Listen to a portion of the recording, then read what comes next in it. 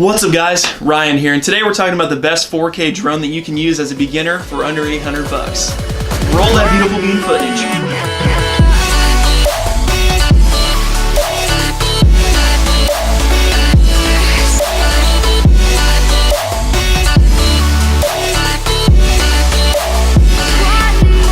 Welcome back guys, and hey, it's kind of chilly in here.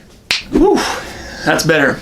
Okay, if you're new around here, I help people grow their brand with online video. So if you're into that type of stuff, consider subscribing below. So the focus today is how to start out in the drone world and how to get the best 4K drone for under $800. The drone that I'm going to be talking about today is something I've been using for the last 2 years. I love using it. There are some cons, some pros, so I'm going to weigh those back and forth. But everything that I'm talking about today is going to be included in the description box below. So if you just want to browse around and see what's out there, I've included all that stuff in the show notes as well. So check it out. So the drone I'm going to be talking about today is the DJI Phantom 3 Pro Edition. The main difference compared to the other two models is that it's going to come with this 4K camera on it. So it does 4K up to 24 frames per second.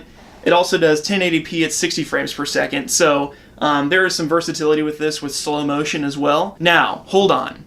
If you're thinking about getting a drone to try and make money for commercial gigs, whether it's like weddings or small business commercials or whatever you're trying to do, you need to know that you need a Part 107 commercial license to do that, or it's against the law and up to penalty for about $40,000 from the FAA if they find out you've been flying for somebody. So I'll also link up the FAA rules below so you can check that out and make sure you're informed before you go and fly. But let's get back to this drone.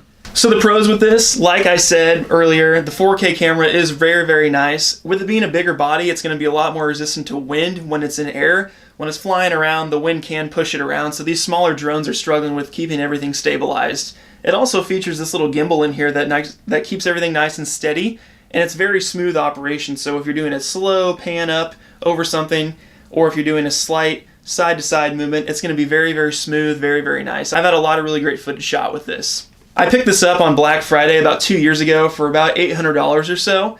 Right now it's retailing right around $750 on Amazon, so it has dropped in price a little bit. Every other camera that I have is worth a lot more than $700, and the versatility that you can get with this thing is crazy. Some of the top-down shots that you can get, panning or just landscape shots you can get are just incredible. The number one con that I see with this type of drone is definitely going to be the lack of obstacle avoidance. If the drone is in flight, flying through the air, and it detects there's a wall or a tree or some other type of obstacle, it will stop or slow down before it hits it.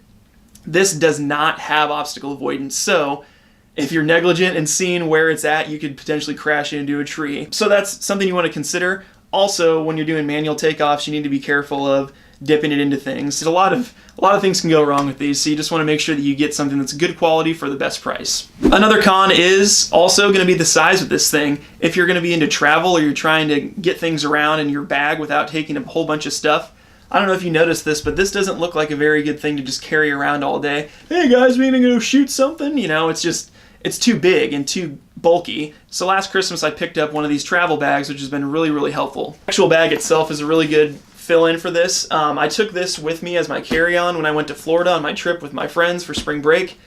This was my carry-on itself, so there's a pro there with this bag. You can take it all over the place, just throw it on your back and go. The downside is if you're needing another carry-on with clothes in it or something else, you're gonna have to have another bag. So overall, I would really recommend this drone for somebody just starting out. I mean, when it comes to the 4K capabilities, the slow motion, the bigger body size, for somebody starting out, this is a really good drone. Just be leery of the lack of obstacle avoidance, especially if you're a newbie. Make sure you fly in a really wide open space if you're gonna pick up any drone at all.